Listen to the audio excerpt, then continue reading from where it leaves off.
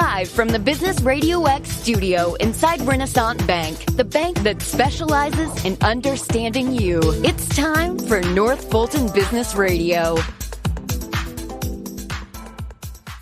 And hello again, folks. Welcome to another edition of North Fulton Business Radio. I'm your host, John Ray. We are not in our usual spot inside Renaissance Bank, but we're still in Alpharetta, and we're looking to get back into Renaissance, our branch there on Windward Parkway someday soon. But in the meantime, the folks at Renaissance they're specialists in personal banking. Yeah, they're a big multi-state bank, and they're big enough to handle all your business needs, pretty much soup to nuts. But if you want someone that really answers the phone, like a real person, if you want that kind of experience as well, then give them a call. Go to renaissancebank.com, find the local office, 200 of them across the South waiting to serve you.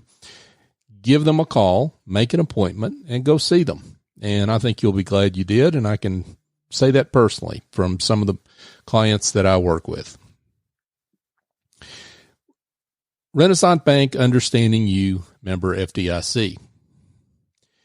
And now I want to welcome Danny Vander Maten, and Danny is with Cresa. Danny, welcome. John, it's great to be here. Thank you so much for having me. It's really is an honor. I appreciate everything that you do with this show for, not just for the North Fulton community, but also Atlanta as well. Well, thank you. I appreciate that. Well, let's get to you though. Turn the spotlight to you, and let's let everybody know how you're serving folks out there, and how you do that at Cresa. Will do. Yeah, thank you. I am a tenant rep with Cresa, and more often when I introduce that, a lot of people have never really heard of that term before. What is a tenant rep? And my best explanation is we're real estate experts that work exclusively for tenants. And to expand a little bit more on that simple definition, a lot of what we do is for companies who use commercial real estate, office, and industrial assets. We assimilate data and we use expertise to help execute a transaction. More often than not, those transactions are leases, renewals, relocations, and a lot of what we see right now going on, downsizing.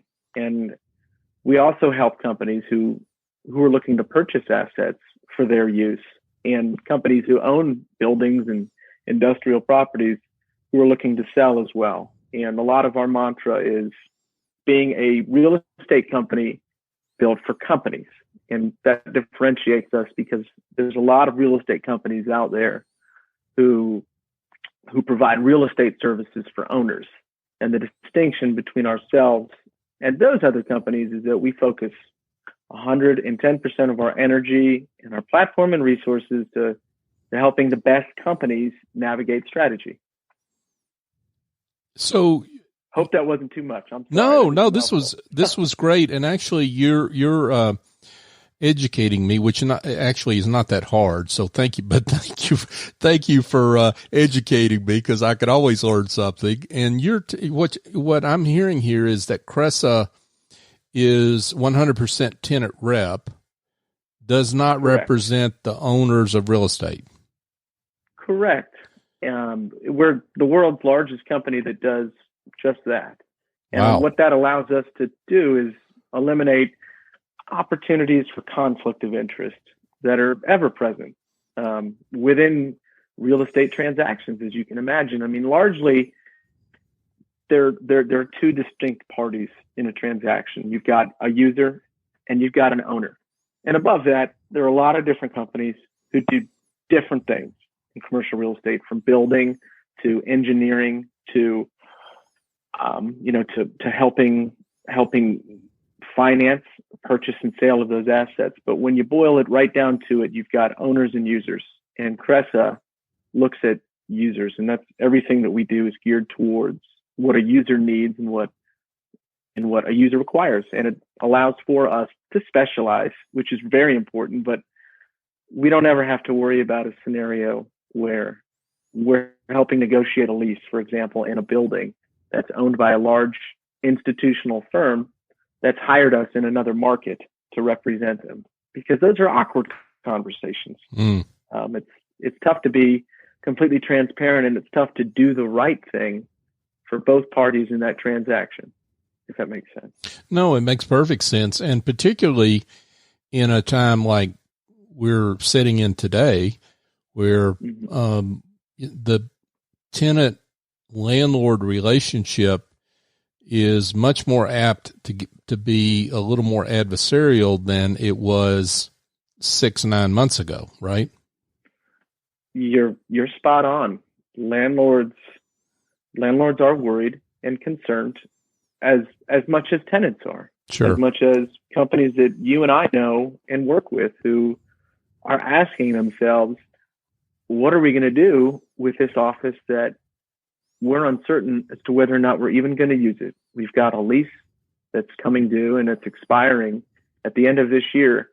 How the heck do we make an informed decision about what we're going to do long term? And landlords are in that same area of concern, where they're not getting a lot of calls for companies that are looking to take 2/3 of their building. They're not getting a lot of calls from existing tenants that are saying, all right, I'm ready to discuss a 5, a 7, or a 10-year extension right now. And when you evaluate that scenario and you look at both of those parties, their interests conflict, or they're not aligned with one another. And so now more than ever, I found that a lot of my clients and a lot of my prospects and a lot of companies that are in that position need an impartial mind more than ever. And so it's been the mantra of the last 4 or 5 months, as I'm sure you can appreciate. Sure. Now let's talk about the geography that you specialize in. I mean, you mentioned offices as office space, and that's a specialty for you. Talk about what the geography looks like. So a lot of where I've spent my time in the last 4 years with Cresa has been along the 400 corridor, north of Perimeter, but within Perimeter, and right up to McFarland Road. There's been so much activity in that Roswell, Alpharetta, Milton area.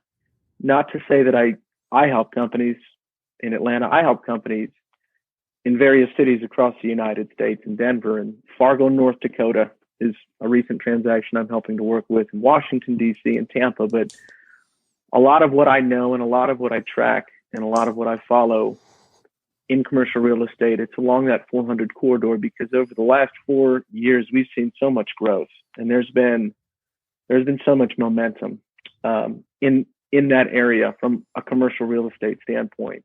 As you know, being involved with a number of the organizations in this area and the companies that you work with as well.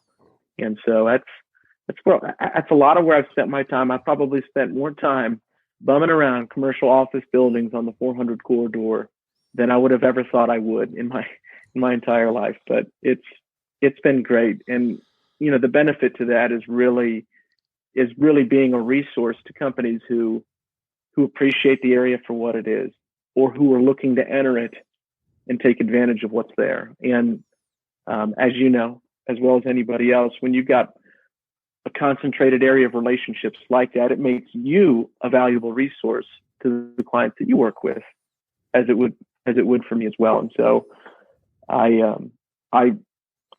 love everything about this area and everything it's been doing over the last 4 years.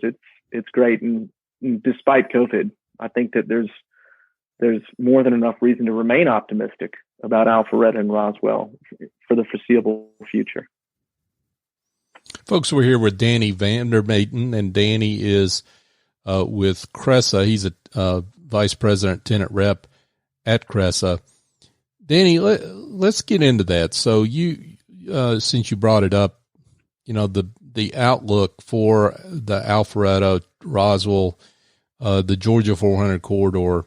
What What do you see? I mean, there are a lot of cross currents, one way or the other, and let's just put it out there. Nobody really knows what's going to happen, going into next year, 2021. But what are the big markers you're looking at? The big markers, generally speaking, about that metro area are, for the time being, I know a temporary area and sense of relief for a lot of companies right now is less density.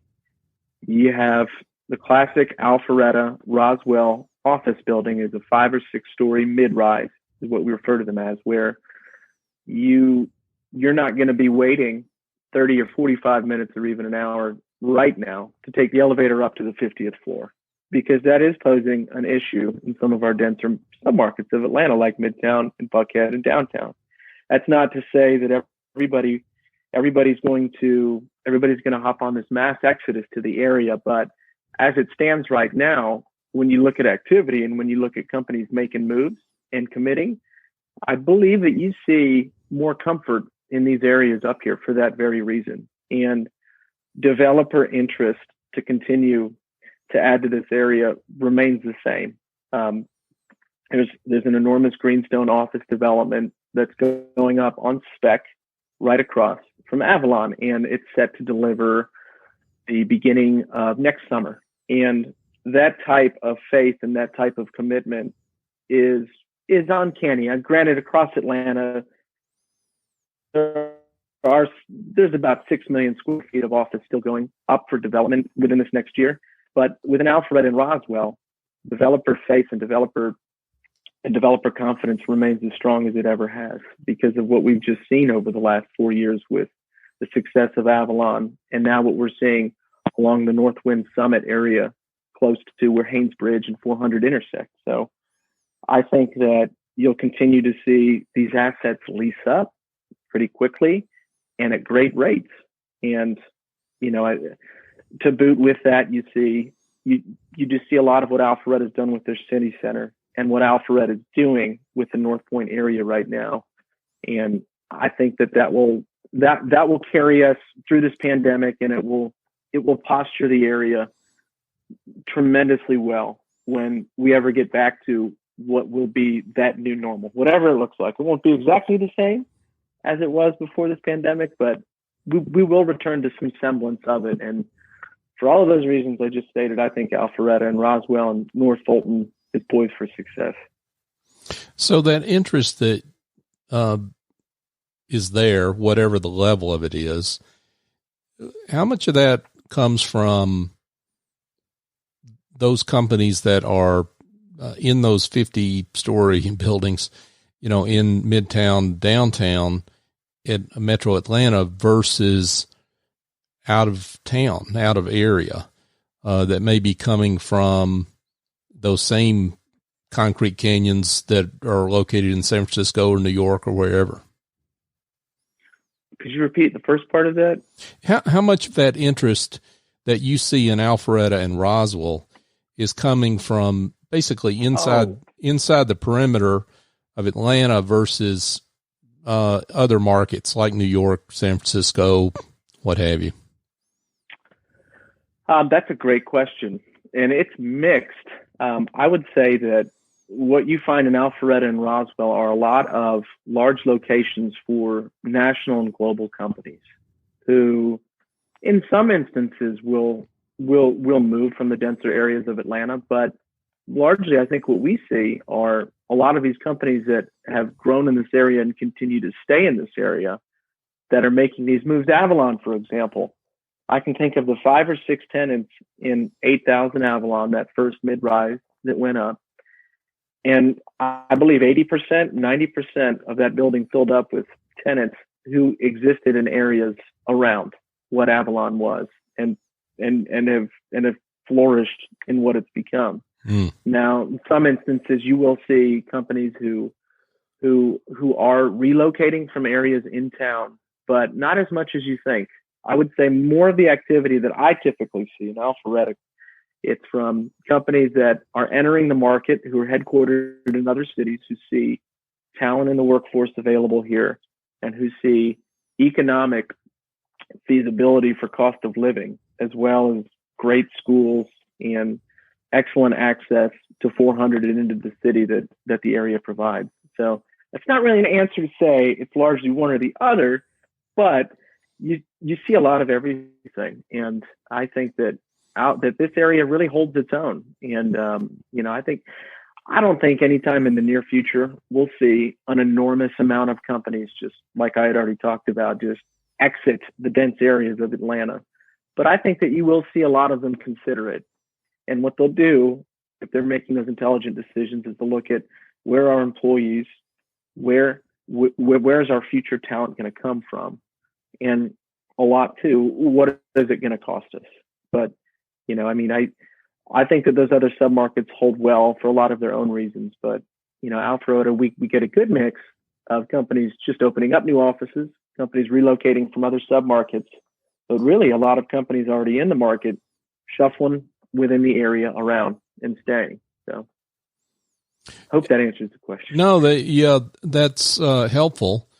And I guess the one thing you wonder is what, for those that are in this market, I mean, what are you that they've got a decision to make? Maybe they before this pandemic they were looking to expand. I mean, maybe their lease is running out. I know everybody's got a different circumstance, and I get that. But what are some of the things you're telling your clients that are at a decision point? Great question.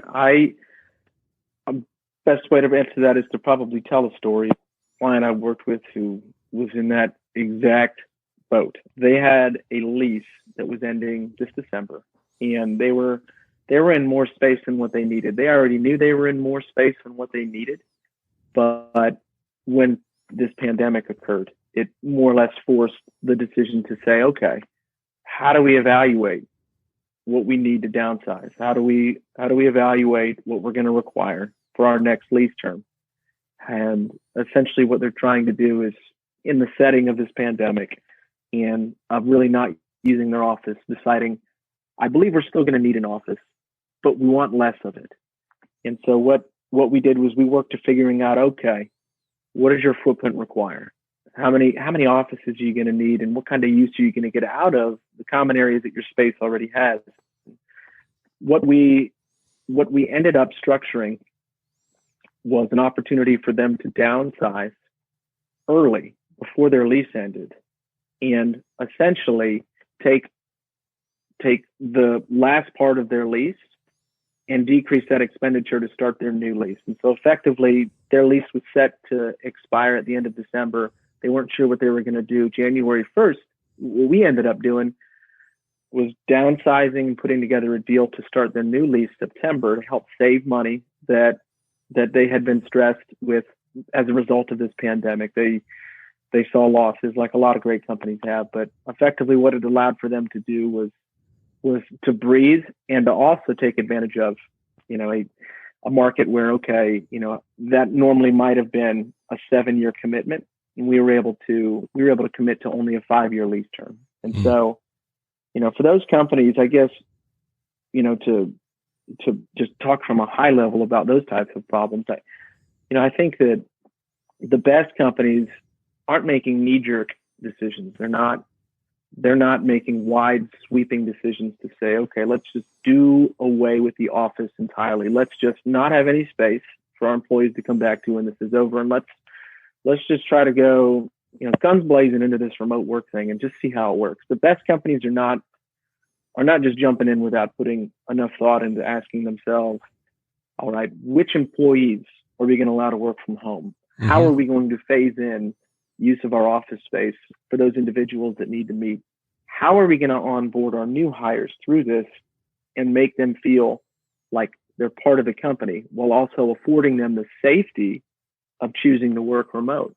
And I think that is the largest challenge for companies right now. But the ones that are taking the best steps and that are making the best decisions are asking themselves, okay, we've been forced into this experiment for the last 5 months now. What are what are the advantages of this? What's really working and what's not for us? What's hurting us as a result of this? What do we miss from being able to be around one another?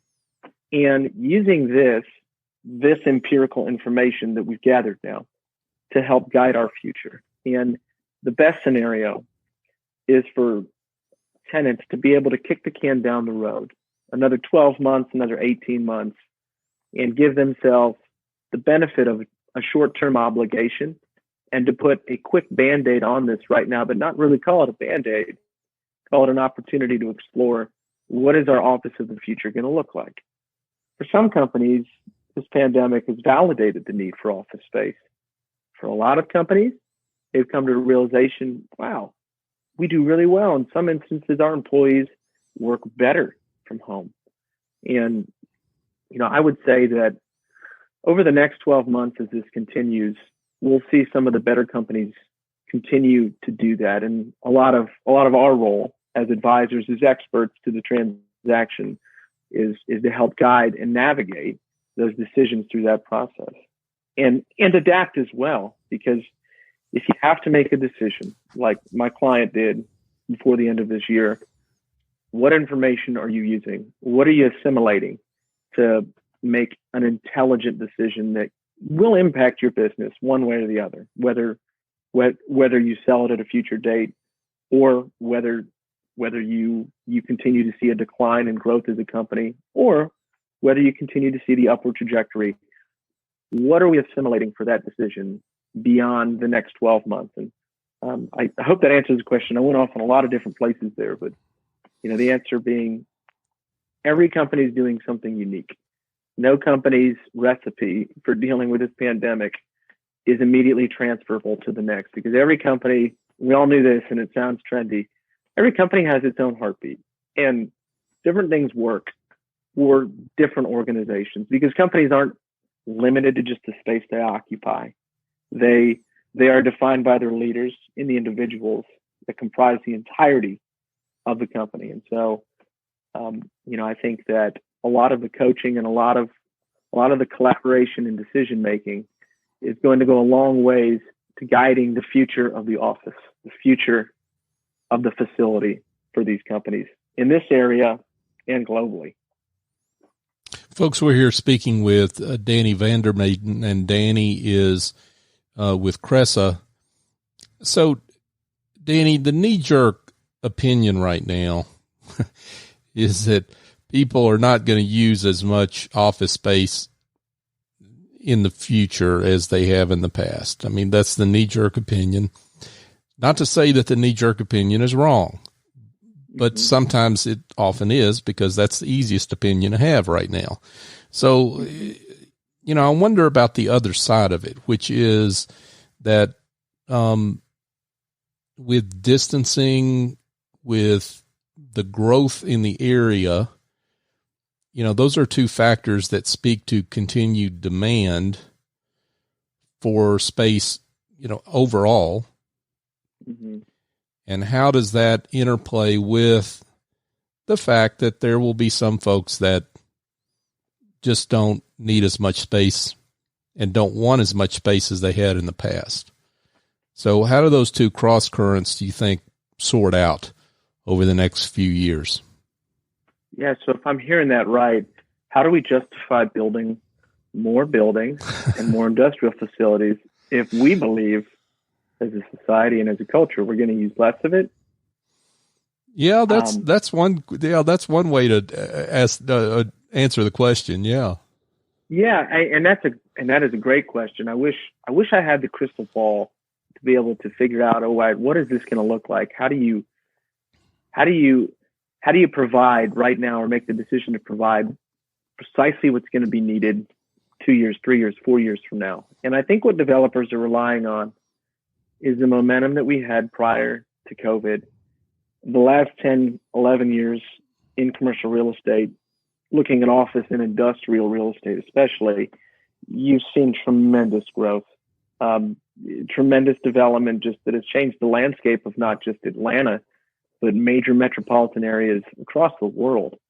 And I believe that when this subsides, whenever that is, and man, I hope it's soon. I hope it's soon, not selfishly for commercial real estate, but I hope it's soon because I miss a lot of the parts of life that I probably took for granted before this, like being able to grab a cup of coffee with you and being able to casually meet up with friends traveling through town. But I believe that in the next 12 months, whenever this returns to normal, that companies and individuals will have a stronger value system for what the workplace provides them. It might not be quite the size of what it was before.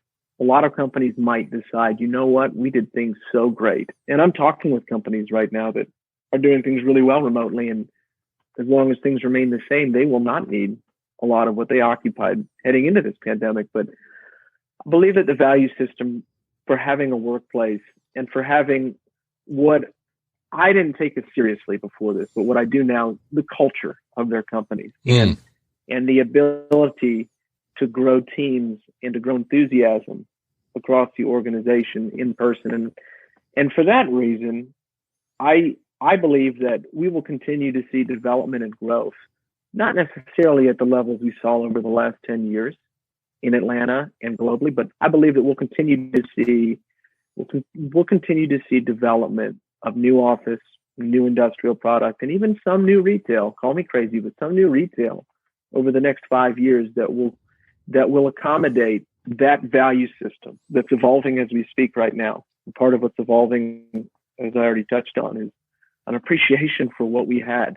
I miss my coworkers, John. I miss them so much. Sure. I get to see them on Zoom calls and we get to talk on the phone, but you know what you can't replace on a Zoom call, which is better than a phone call, but it's not as good as in person.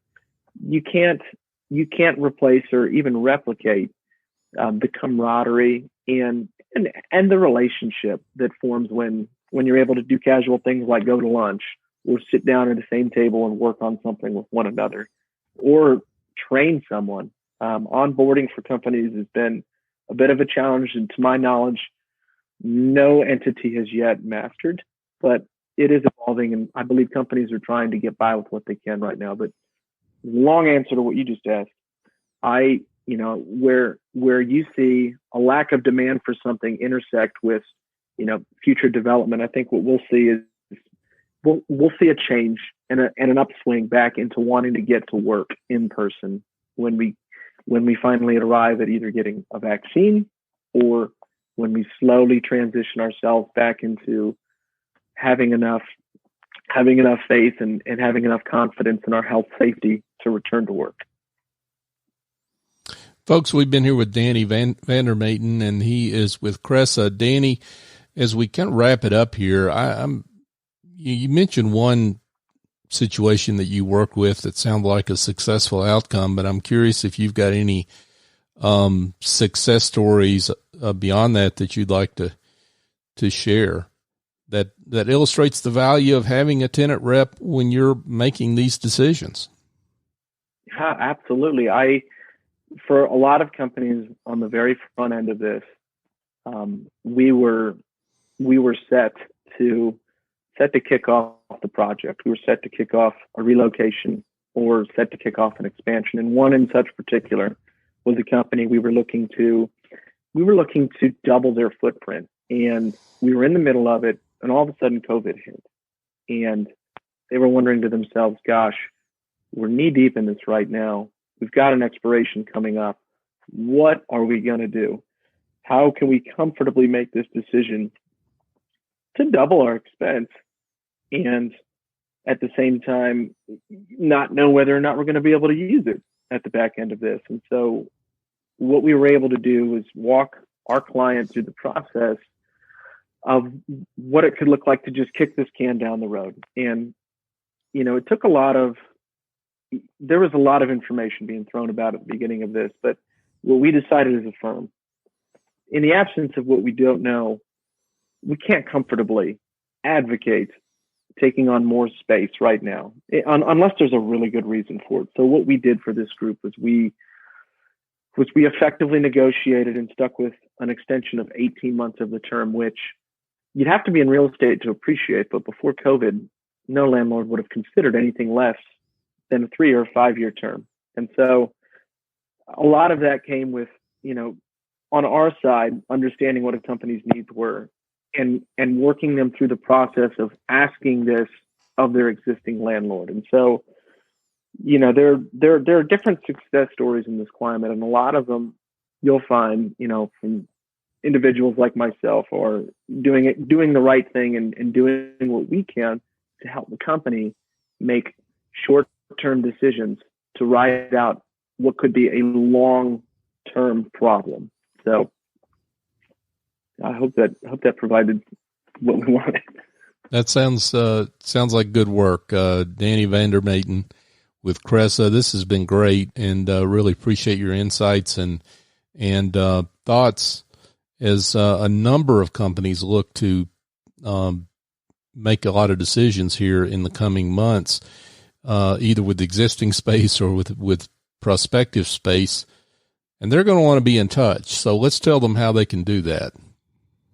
So you can send me an invite or a message on LinkedIn, Danny Vander Maten.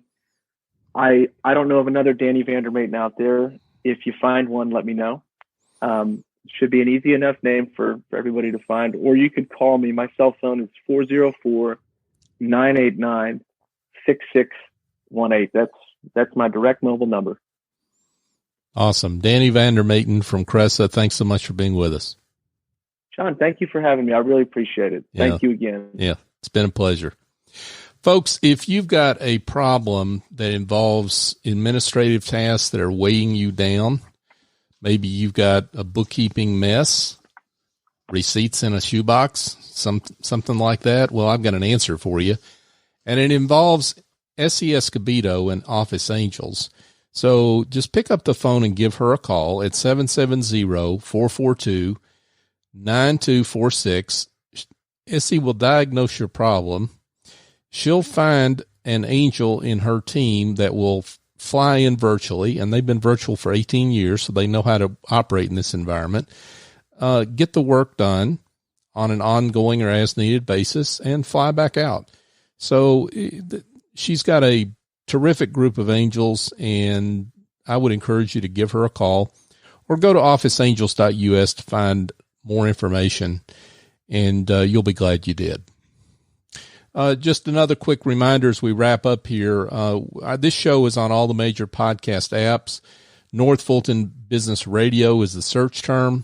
We would love it if you would go give us a review, subscribe, listen to the show, and go give us a review.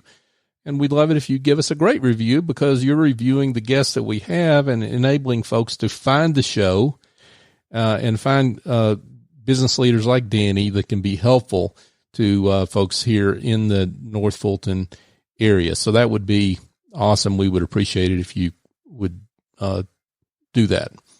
We're also on social media, North Fulton BRX on LinkedIn, Twitter, and Facebook. So for my guest, Danny Vander Maten, I'm John Ray. Join us next time here on North Fulton Business Radio.